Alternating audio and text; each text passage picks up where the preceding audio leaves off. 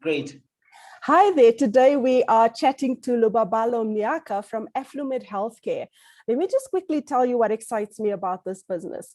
I met Lubabalo many years ago when he was a very new startup in the incubator space. And I was so fascinated that someone would come up with a digital way to do diagnosis in the medical fraternity. And at the time, this idea was just so new and it was so unbelievable that I thought, I wonder how this business is going to make it. And that's what, about 9 years ago now, correct me if I'm wrong, Lubabalo, but Yes, yeah, that's about right. it's a Yeah. long time ago, and here he still is an award-winning, startup, someone who's really kind of stuck it out and made his way in this health space that is so traditional and so full of old methods and methodologies. So I'm very excited to chat to him because it'll be interesting to see how not only their businesses thrive during this time, being a healthcare business, but also some of the challenges as well. But before we start the chat, let me just tell you something about this business.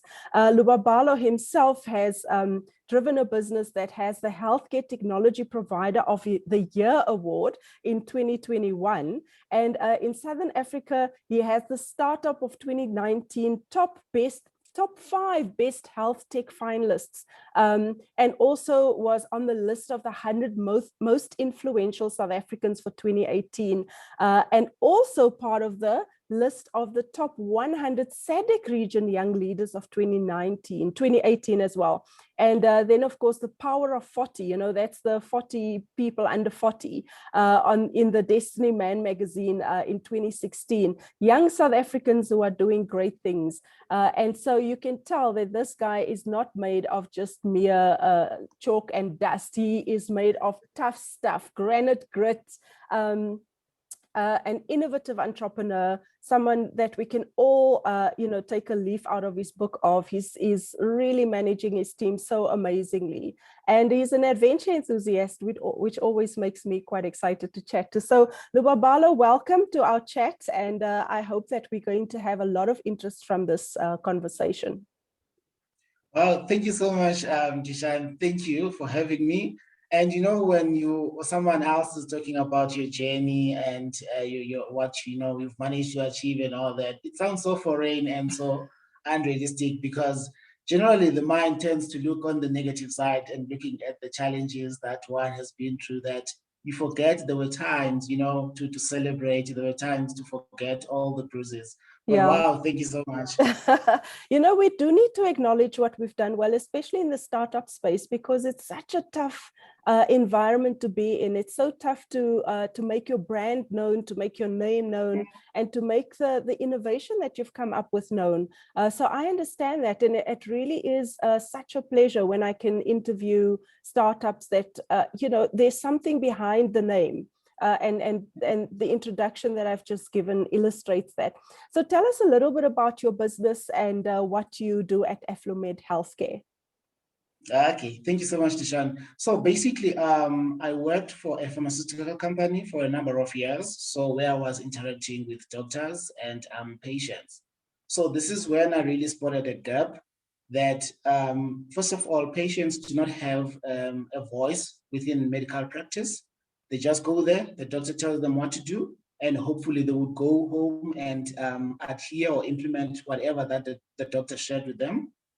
And then on the other side as well, I realized that doctors, they are so focused in terms of running their practices. There's just so much that demands their time that you hardly find one that has any life outside a medical practice.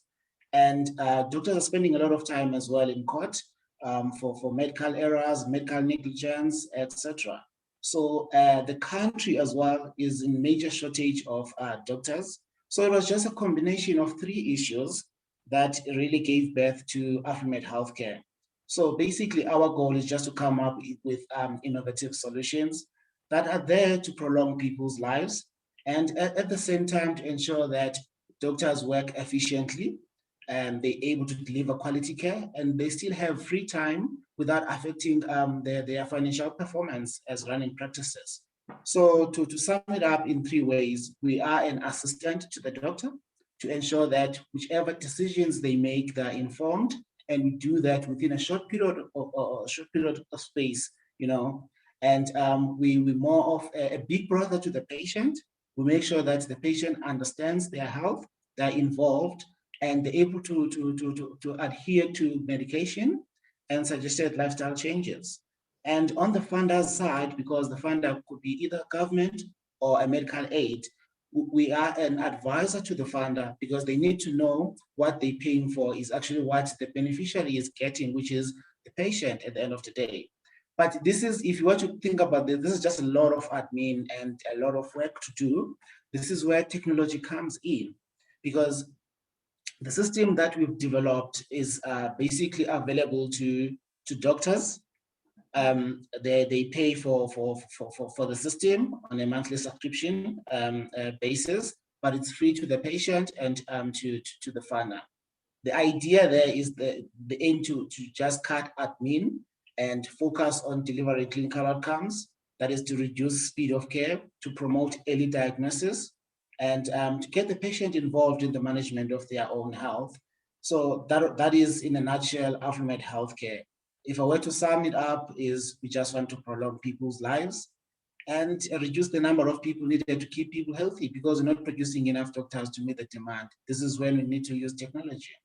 That is absolutely amazing. And what excites me about it is, once again, the traditional methods have to do with the expert, who's the doctor. We're not discrediting what they've got and their expertise, but the traditional method is there's an expert who tells everyone what to do, and they just got to do it without any management control over their own health, in this case, for instance. And what excites me about it is that as a patient, I can actually monitor myself like a doctor would normally have monitored me in the old days, and use the doctor as my partner in my health journey. Am I correct in saying that? That is true. That is true. Just to jump in there as well, I'll take an example. Someone who's living with diabetes. Normally, they would just go to the doctor, they're diagnosed, and they were not feeling any sick. And mind you, it's that difficult to finish just a 7-day antibiotic course when you have flu. But now you've just been diagnosed with diabetes and you are told you're going to be on medication for the rest of your life. You must change the way you eat. You must change the way you live. It's not going to happen, So that is where really we needed such interventions, because the doctor knows what is needed to be done. But the way it is channeled to the patient and the way the patient understands it, it just makes life so complicated. And that is where we're seeing failure. Yeah, absolutely. And what I like about your business model is that it's holistic. It's not just one side. You are obviously there to give the patient the best quality experience in their health journey, but you're there to capacitate the doctor themselves with less admin. And then there's the funding side of it as well. So you've got a small team. Tell us a little bit about how your team is constructed, who's on the team, and what it is that you guys get to do amazing things for such a small team. Oh yes, yeah, we really operating lean. When I founded the business, I had a big, plan to sort of like have, a big team and really push hard. But I realized that as a startup, we're really operating from our own pockets, and there hasn't been any sort of funding. So it has been quite a long journey. Today, to spend about 4.5 million just building this dream, and all that has been coming out of a pocket. So you can imagine the struggles. So to a point that we have had some failures on our road, where I really had to look at our structure. And obviously the Princeton Center as well helped a lot, especially your teachings on Go Peak Performance. Like, it was really, it helped us so much in terms of just looking at our structure as a business, and how do we operate lean, and how do we take it steps, like your example of summiting Mount Everest, that you can't just get there and then you summit, that it can take about 3 months or so in preparation, acclimatizing and all that. So we've really used a lot of those teachings. Now we are a team of 9. This team of 9, it's amazing what we're able to achieve. I never thought we would be able to achieve this. And funny enough, we don't have a starting and knocking off time, but no one is complaining, because we've structured in a way that we just need to deliver what needs to be delivered at the time that it needs to be delivered. That just gives people control of their own time. For example, some have to collect kids from school, But now they can't be sitting in front of their laptops, even if they don't have anything to do. So we're trying to really maximize our time. So basically, that's how we've managed to get to where we are now. Full on, it's me as the managing director, and then we have Dr. Hugo, which is our medical advisor, and then we have Ntogozo, who is in the forefront as our ops and sales manager, and then we have the support staff. That's fantastic. So what I'm hearing you say is you're combining the principles of lean startup, flexible work, just adjusting to the idea that the workplace of the 21st century does not require of people to sit at a desk and clock in their hours, as long as the outputs are measured and the outputs are effective. And thank you for giving that shout out to the Peak Performance Toolkit and, just some of the methodologies that come out of that, because I really believe that there's something in it that can be of such value to startups. And I think what you've just mentioned there is a nice feather in the cap of the methodology, and hopefully we'll get a lot more adoption for the Peak Performance Toolkit going forward. So when you're saying that you have decided that your team can be quite flexy and people can pick their kids up from school and they don't have to be at the office, how do you then measure what performance output they give? How do you know that the quality of their performance output is in line with what you want in your business? Okay, normally what we have Monday meetings where we're really talking about the previous week. So this is how it starts basically. By Friday, we must all submit weekly planners for the following week, because this just allows us not to, go around in circles being busy but not productive. What are we hoping to achieve next week? On each day, let's say, for example, Togozo as our ops and sales manager would say, on Monday, I'm seeing Dr. So-and-so. This is what I'm hoping to discuss with the doctor, and this is the desired outcome of the meeting. On this day, I'm working on admin. This is what I'll be doing. It just makes life easier that way, because you know exactly what each and everyone is working on. And it's easier now to sort of like work as a team, because I don't have to call you and ask you what you're doing today, because I already know as per your weekly plans. And then following Monday, then we look back at looking at our weekly planners, that we plan to do A, B, C, D. Did we achieve to do those? And if we failed, where have we failed? And as a team approach as well, everyone is doing a small, like 15 minutes in together, all together about 15 minutes, where we're really debriefing everyone that this is what I was working on. These were my challenges. This is what I achieved, and this is what I'll be working on. So in that way, we're really more focused. It's not just a matter of coming to work and going around and finding something to do. So when you're busy, you're busy. When you're not busy, you're not busy. So really, we're really capitalizing on time management. So that's amazing, because it sounds to me like each person on the team is responsible for their own performance plan, but that doesn't exclude other members of the team. The whole team gets to weigh in on how that performance plan evolves, but each person sets their targets, and obviously they are push targets, not push targets, but self-directed targets. Yes, indeed. And it sounds also to me like you put regular weekly base camp moments into there, which is another nod to the Peak Performance Toolkit principle of checking in frequently to make sure that everyone is on time and on track and get the support they need if they're not on track. Indeed. It's always nice moving as a team, because the aim is we're not in competition with each other. Right. So we don't want to have like the best team member or anything else, because we're doing different roles. Like there's a fish that is in the sea, and then there's a lion that is on ground. So you can't really measure those two, because the environment is totally different. But we're sharing the same. We're sharing. Thank you. We're sharing the same goal at the end of the day. So I can't be looking at someone else and use that as a measuring stick for the other person. That is why you commit yourself that this is what I plan to do, and this is the reason I'm planning to do this, and everyone else can have an input, because I don't believe we can really survive, on our own. It's always nice to, especially from someone outside your professional environment, sort of like give you that bird's eye view input into whatever that you're working on. So that way it allows us to move as a team. Like when you're summiting there, like at the base camps as well, it gives that motivation as well when you're moving as a team, because you know that everyone is heard and valued and you're moving as one unit. I like the sound of that. So I'm going to be very, very interested to see what happens to your business in the future. I think, part of the, the climbing analogy well now, but part of that analogy is that sometimes there are just things that happen external to your business that impact it greatly. Like if you are on a mountain and there's a snowstorm, or there's a blizzard, or there's an avalanche that's just stopping your momentum, to get to the top. And I think COVID has done that for a lot of small businesses. So perhaps a lot of us must still be very thankful that we have our businesses. But as you said to me earlier, you guys have also been impacted.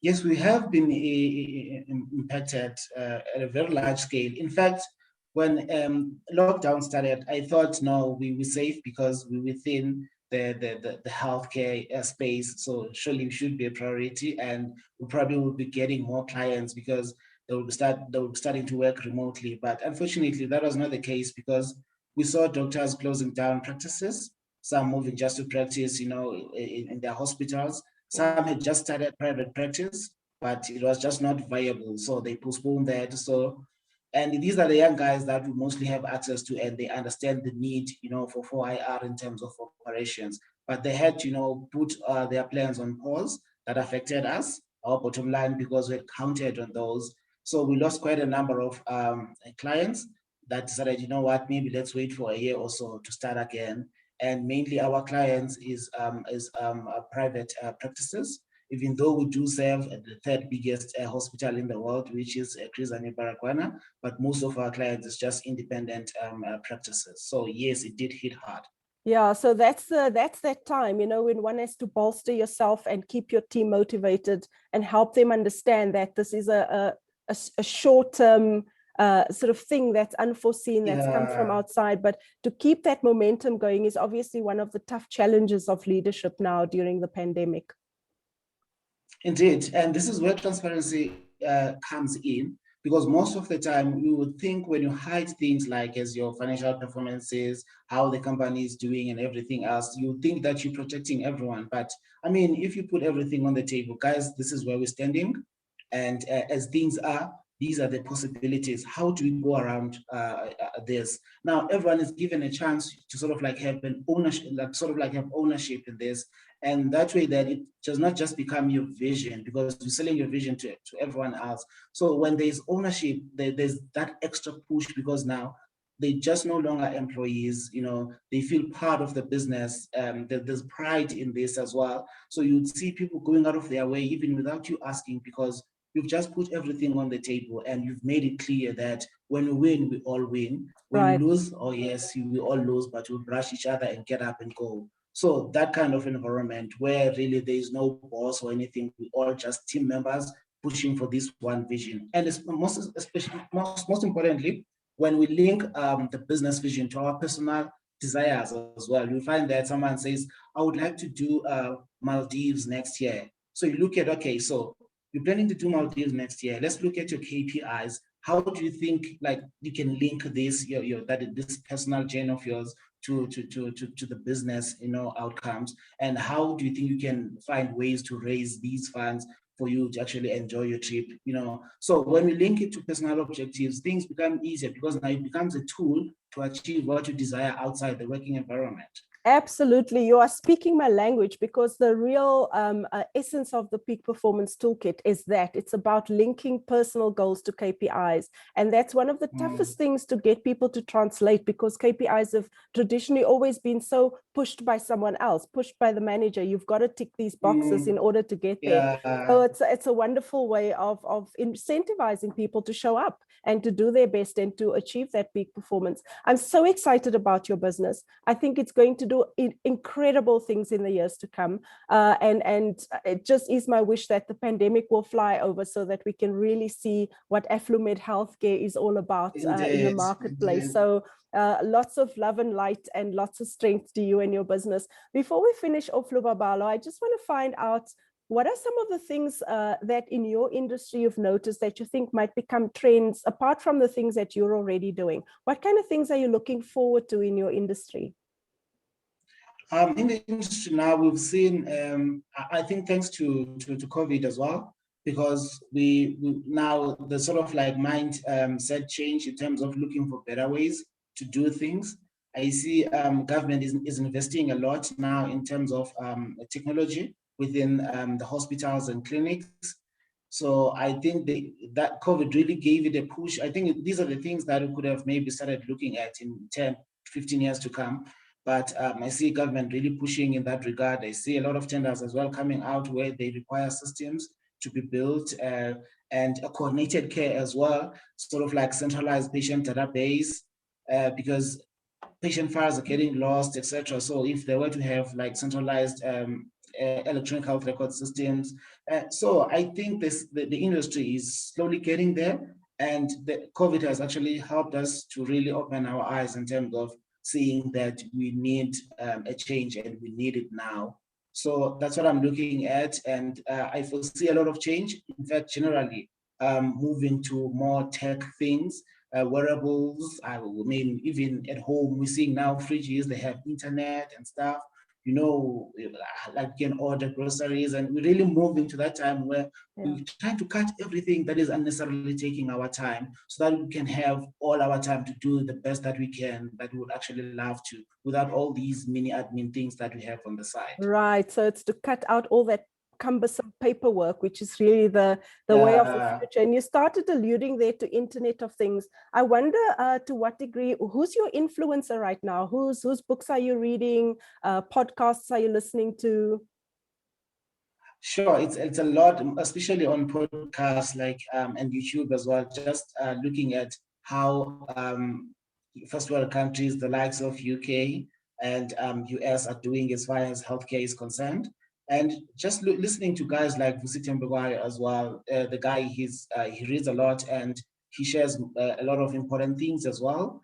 And talking to within my circles as well. I'm also part of the UK SA Tech Hub, which is based in Cape Town. So basically, we just discuss on a weekly basis tech challenges.